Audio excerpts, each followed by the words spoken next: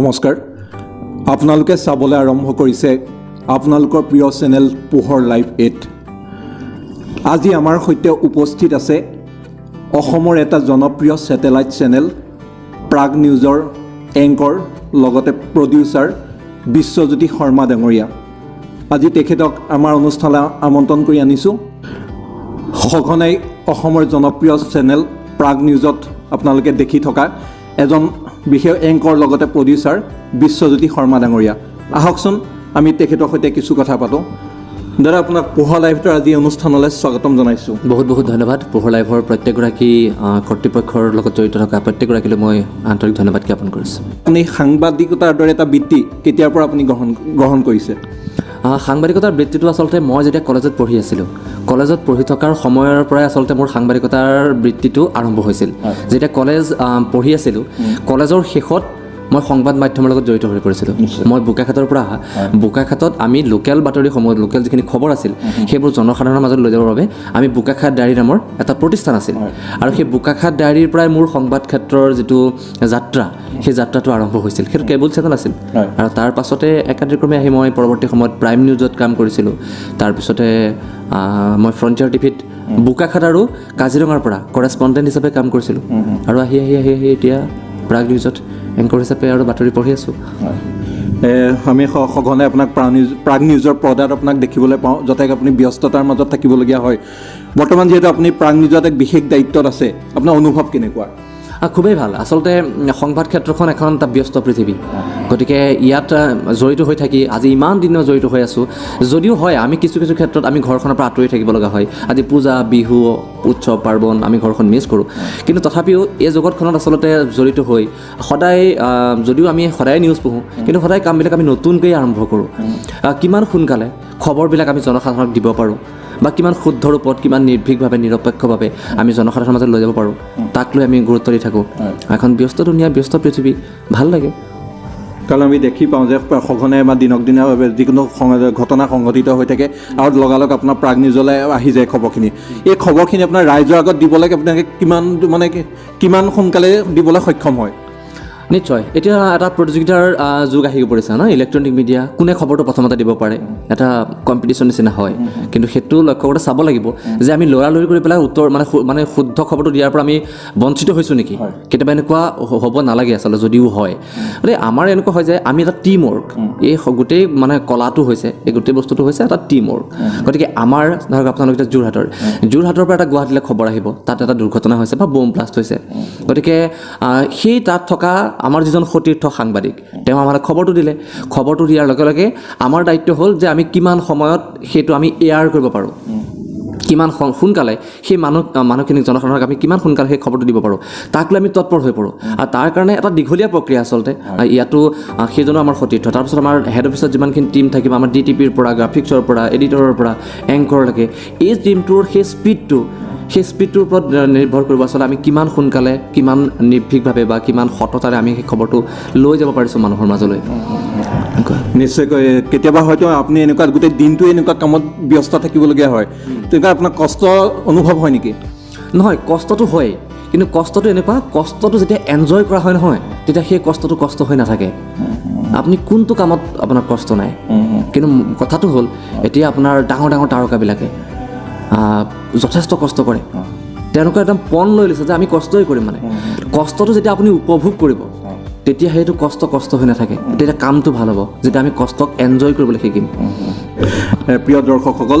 এয়াই হৈছে অসমৰ এটা জনপ্ৰিয় স্যাটেলাইট চেনেল প্ৰাগ নিউজৰ এক বিশেষ তেওঁ বিভাগত কাম কৰি আছে আজি আমি পোহৰ লাইভত উপস্থিত হৈছিলোঁ তেওঁৰ সৈতে তেওঁৰ কাষত তেওঁৰ মনোভাৱ আমি জানিবলৈ যত্ন কৰিছোঁ আহকচোন আমি তেওঁৰ সৈতে আৰু কিছু কথা পাতোঁ মই আপোনাৰ পৰা জানিব বিচাৰিছোঁ যে যিহেতু আপুনি এজন জ্যেষ্ঠ সাংবাদিক আমি দেখি আহিছোঁ যে স্যাটেলাইট চেনেলৰ ক্ৰমান্বয়তাৰ লগতে কি হৈছে যিবিলাক পৰ্টেল এতিয়া পৰ্টেল চেনেল জন্ম হৈছে সেই স্যাটেলাইট চেনেলৰ লগতে সেই পৰ্টেলবিলাকে কাম কৰি আহিছে আপুনি সেই পৰ্টেল চেনেলবিলাকৰ বিষয়ে কি ক'ব নহয় নিশ্চয় সময় সলনি হৈছে আৰু সময় সলনি হোৱাৰ লগে লগে সমাজেই হওক সংস্কৃতিয়েই হওক ৰেহৰূপ সলনি হ'বই ই একদম অৱধাৰিত এইটো হ'বই আৰু শেহতীয়াকৈ দেখা পোৱা গৈছে স্যাটেলাইট চেনেলৰ সমান্তৰালভাৱে যিখিনি ৱেব পৰ্টেল আহিছে সেইটো এটা ভাল লক্ষণ যিমানে নতুন ৱেব পৰ্টেল আহিব তেতিয়া কথাটো হ'ব যিবিলাক ইলেক্ট্ৰনিক বা স্যাটেলাইট চেনেলে ঢুকি নোপোৱা যিখিনি খবৰ গাঁৱৰ চুকে কোণে।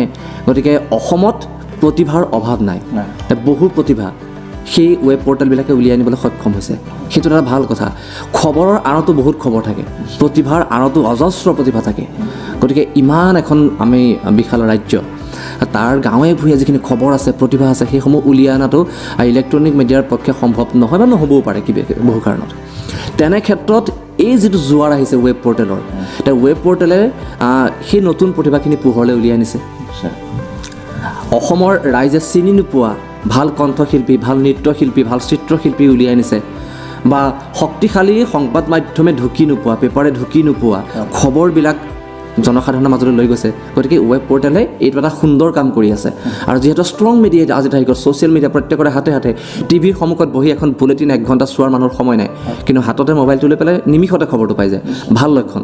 খালি সেইটো কৰিবলৈ যাওঁতে চাব লাগে যে আমি এটা সংবাদ মাধ্যমত কিছুমান নিয়ম কানুন এনেকুৱা এথিক্স কিছুমান থাকিব। গতিকে আমি কামটো সহজ হৈ গ'ল বুলিয়ে যাতে সেই মানদণ্ডটো যাতে আমি অক্ষুণ্ণ ৰাখিব পাৰোঁ। অকল এনেকুৱাই নহয়, ইলেক্ট্ৰনিক মিডিয়াৰ ক্ষেত্ৰতো আচলতে বহুত অভিযোগ আছে। তো ইলেক্ট্ৰনিক মিডিয়া বা ছেটেলাইট চেনেলবিলাকো কিন্তু অভিযোগৰ পৰা মুক্ত নহয়, বিভিন্ন সময়ত অভিযোগ উত্থাপিত হৈ আহিছে।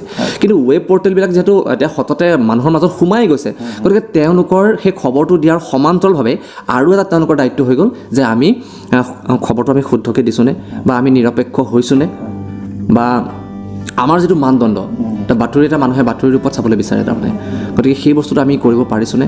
গতিকে অকণমান আত্মসমালোচনা, আত্মবিশ্লেষণ কৰি যদি ৱেব পৰ্টেল আগবাঢ়ি যায়, ই এটা আৰু শক্তিশালী হৈ পৰিব। ভাল লক্ষণ এটা। যিহেতু দেখা পাইছোঁ যে এতিয়া নৱপ্ৰজন্মক বিশেষকৈ সংবাদ ক্ষেত্ৰখনৰ লগত জড়িত হৈ পৰিছে, আপুনি এজন জ্যেষ্ঠ সাংবাদিক হিচাপে সেইসকলক কি ক'ব? নিশ্চয়, আচলতে জ্যেষ্ঠ সাংবাদিক বুলি নহয়, মই আগত প্ৰত্যেকটো দিন নতুন এজন শিকাৰু হিচাপে আৰম্ভ কৰোঁ। মই ভাবোঁ যে মোৰ এতিয়াও এইটোতো life is a continuous process of learning ন, শিকি কেতিয়াও শেষ নহয়। মই সদায় এতিয়াও ভাবোঁ যে আজি কিছু বছৰ মই ইলেক্ট্ৰনিক মিডিয়াত কাম কৰিছোঁ, মই প্ৰায় যদি মই কেৱল ধৰোঁ 4-5টা চেনেলত মই কাম কৰিছোঁ, কিন্তু কথাটো হ'ল এনেকুৱা যে তথাপি আজিৰ তাৰিখতো ভয় লাগে যে আমি কামবিলাক সততাৰে কৰিব পাৰিছোঁ নাই, ক'ৰবাত ভুল হ'ব নেকি। আমি একদম খুব এক্টিভ হ'ব লগা হয়, খুব নিজকে অকণমান এলাৰ্ট কৰি ৰাখিব লগা হয়। গতিকে আমি শিকাৰু হিচাপেহে এতিয়া উপদেশ দিব পৰা হৈছোঁ বুলি মই এই মুহূৰ্তলৈকে ভবা নাই। কিন্তু তথাপিও আমাৰ পৰৱৰ্তী সময়ত যিখিনি ল'ৰা ছোৱালী আহিব, তেওঁলোকৰ কাৰণে এটা ভাল খবৰ যে এতিয়া ৱেব পৰ্টেলবিলাক আছে। গতিকে অসমত যিকেইটা ছেটেলাইট চেনেল আছে, হঠাতে তেওঁলোকে তাত কাম এটা নাপাবও পাৰে। আজি চবৰে এটা সপোন থাকে ন, মই মাছ কম কৰিম, সংবাদ ক্ষেত্ৰখনলৈ আহিম, আৰু চবৰে এটা মন থাকে যে মই এজন এংকৰ হ'ম। মই বহুত মাছ কম কৰা ল'ৰা ছোৱালীৰ লগত মই এনে কথা বতৰা হৈ থাকে, মই সেই সূত্ৰে কৈছোঁ, চবৰে এটা সপোন থাকে যে মই এংকৰ হ'ম। মই এইখিনিতে কৈ থওঁ, মই কিন্তু এংকৰ হ'ম বুলি ভবা নাছিলোঁ আকৌ ইলেক্ট্ৰনিক মিডিয়াত। সেইটোক মোক অফিচটোৱে মৰম কৰি, যেতিয়া মই প্ৰাইমত কাম কৰিছিলোঁ, বা অফিচে দিয়া দায়িত্বটো মই মোৰ পাতি ল'লোঁ কিবা কাৰণে, কিন্তু মোৰ এংকৰ হোৱাৰ আচলতে সপোন নাছিল। কিন্তু মই ষ্টেজত এংকৰিং কৰি ভাল পাইছিলোঁ, সেইটো এটা বেলেগ কথা। ষ্টেজত বিহু প্ৰগ্ৰেমবিলাক, কালচাৰেল প্ৰগ্ৰেমবিলাক, সেইবিলাকত মই এংকৰিং কৰিছিলোঁ হয়, কিন্তু টিভি যে এংকৰ হ'ব পাৰিম মই সেই কথা মই ভবা নাছিলোঁ। গতিকে মই ভাবোঁ যে কি, এজন এংকৰ হোৱাতকৈ এজন ভাল সংবাদকৰ্মী হওক মানে। গতিকে সেইটো মই নতুন যিসকল আছে, কাৰণ মই বহুত মাছ কম কৰা বহুত ষ্টুডেণ্টক পাইছোঁ, চবৰে এটা ড্ৰিম থাকে, মই একদম এংকৰ হ'ম, বাতৰি পঢ়িম। ভাল খবৰ, সেইটো এটা সপোনটো প্ৰত্যেকৰে থাকিব। কিন্তু এজন ভাল স্ক্ৰিপ্ট ৰাইটাৰ, ভাল video' artist, voice over artist হওক, ভাল তেওঁ বাতৰি লিখক, ভালকৈ সংবাদ ক্ষেত্ৰখনত ভাল এটা খবৰ তেওঁ সংগ্ৰহ কৰক, ভাল এজন ৰিপৰ্টাৰ হওক। গতিকে সেই অভাৰঅল এজন ভাল জাৰ্নেলিষ্ট হওক গতিকে সেইকাৰণে অকণমান অধ্যৱসায় লাগিব, অকণমান ষ্টাডি লাগিব, অকণমান পঢ়িব লাগিব। গতিকে মই ভাবোঁ যে তেওঁলোকৰ সপোন নিশ্চয় পূৰ হ'ব, নৱপ্ৰজন্মই ভালকৈ কাম কৰক। আৰু এতিয়াতো আৰু সহজ হৈ গ'ল, ৱেব পৰ্টেল বহুত আছে। এতিয়া ইলেক্ট্ৰনিক মিডিয়া 5-6টা আছে অসমত, ছেটেলাইট চেনেল। গতিকে ইয়াত কাম নাপালেও অজস্ৰ ৱেব পৰ্টেল আছে, ভালকৈ কাম কৰিলে তাতো কাম কৰিব পাৰিব। আৰু তাৰ পাছত এতিয়াতো এনেকুৱা হয়, এটা পাৰফৰ্মিং আৰ্ট ন, আমি আমাৰ পাৰফৰ্মেঞ্চটোৰ ওপৰতে ভিত্তি কৰিব। আজি আপোনালোকৰ পোহৰ লাইভত আপোনালোকে কোনোবাই কাম কৰি আছে, কিয় আপোনাৰ এংকৰিং ভাল পাইছে, বা আপোনাৰ শীৰ্ষ নেতৃত্বই আপোনাৰ কাম ভাল পাইছে, গতিকে আপুনি ক'ৰবাত ভাল ল'ৰা এজন দেখিছে, আপুনি আকৌ মাতি আনিব। গতিকে এইটো প্ৰতিভাৰ মৰণ নাই আমি পৃথিৱীটো আমি স্থায়ী বাসিন্দা নহয়, এটা সময়ত আমি গুচি যাম পৃথিৱীৰ পৰা। থকা দিনকেইটা আমি সৃষ্টিমূলক কাম কৰি, আনৰ ভাল কৰি, আনৰ সহায় কৰি সুখে শান্তিৰে থাকিব পৰাটো এটা সুস্থ জীৱন। আৰু জীৱন এটা সুখী হ'বৰ কাৰণে বহুত ধন টকা পইচা দৌলত সম্পদ নালাগে, শান্তি লাগে, সুখ লাগে, অলপ হাঁহি লাগে, বাছ ইমানেই আৰু। নিশ্চয়কৈ, যিহেতু আমি আজি অনুষ্ঠানৰ শেষ মুহূৰ্তত উপস্থিত হৈছোঁ, আজি আমাৰ পোহৰ লাইভেটৰ সমূহ পৰিয়াল আপোনালোকৰ যিহেতু নিজৰ মুখ্য কাৰ্যালয়ত উপস্থিত হৈছোঁ, কি ক'ব এই বিষয়ে আপুনি? খুব ভাল লাগিছে। আচলতে এনেকুৱা আমি ইমান ডাঙৰ তাৰকা নহয়, মই কৈছোঁ তোমাক আগতে যে আমি শিকি কাম কৰি গৈ আছোঁ। তাৰ মাজতো অকণমান গোটেই ষ্টাফটোক লগ পালোঁ পোহৰ লাইভৰ। গতিকে পোহৰ লাইভৰ মোৰ এটা কথা ভাল লাগে, পোহৰ লাইভে কিন্তু ধুনীয়া কাম কৰি আছে। সেইটো আপোনালোক আজি মোৰ লগত আছে কাৰণে মই কোৱা নাই, মই পোহৰ লাইভৰ ফেচবুক পেজটো মই লাইক কৰা আছে। আৰু গতিকে মই দেখিছোঁ বিভিন্ন সময়ত আপোনালোকে বহুত প্ৰতিভা উলিয়াই লৈ আনিবলৈ সক্ষম হৈছে। গাঁৱে ভূঞৰ প্ৰতিভা আছে, সংবাদকৰ্মীৰো সংবাদ আপোনালোকে দিছে, কাৰণ খবৰৰ লগত জড়িত হৈ থকা মানুহখিনি খবৰবিলাক হেৰাই যায় এটা সময়ত। গতিকে তেওঁলোককো আপোনালোকে মানে লগ ভাগ কৰি তেওঁলোকক খবৰ দিছে, বা গাঁৱে ভূঞে যিখিনি থকা সৰু বৰ খবৰ সেইবিলাকৰ পাছে আপোনালোকে দৌৰিবলৈ আৰম্ভ কৰিছে। গতিকে পোহৰ লাইভৰ ভৱিষ্যত আৰু পোহৰ হওক, মই শুভকামনা জ্ঞাপন কৰিছোঁ। আৰু প্ৰতিভা আজৰি অনাৰ ক্ষেত্ৰত অসমৰ বিভিন্ন ৱেব পৰ্টেলৰ ক্ষেত্ৰত অন্যতম হৈ ৰওক পোহৰ লাইভ 8। গতিকে মোৰ শুভকামনা সদায় আছে।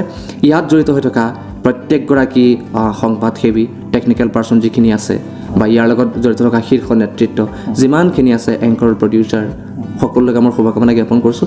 সততাৰে কাম কৰি যাওক, আৰু পোহৰ লাইভ 8 এটা মৰমৰ ৱেব পৰ্টেল হ'ব অসমবাসীৰ বাবে। সেয়াই মোৰ শুভকামনা। নিশ্চয়কৈ বহুত ধন্যবাদ জনাইছোঁ আজি আপোনাক আমাৰ পোহৰ লাইভৰ তৰফৰ পৰা, ইমানখিনি কৰ্মব্যস্ততাৰ মাজতো আপুনি আমাক এইখিনি সময় দিয়াৰ কাৰণে।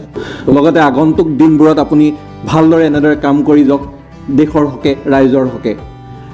প্ৰিয় দৰ্শকসকল, ইয়াৰ লগে লগে আজি অনুষ্ঠানৰ পৰা মই দেৱজ্যোতি বৰাই বিদায় মাগিছোঁ। আপোনালোকে বিভিন্ন বা বাতৰি অনুষ্ঠানৰ বাবে চাই থাকিব আপোনালোকৰ প্ৰিয় চেনেল পোহৰ লাইভ 8। ধন্যবাদ। Replenish your taste buds. Swad Bhara Aswadan. RT Road, Borua Chariali, first floor, Monisha Bakery, Jorhat, 785-001, Assam.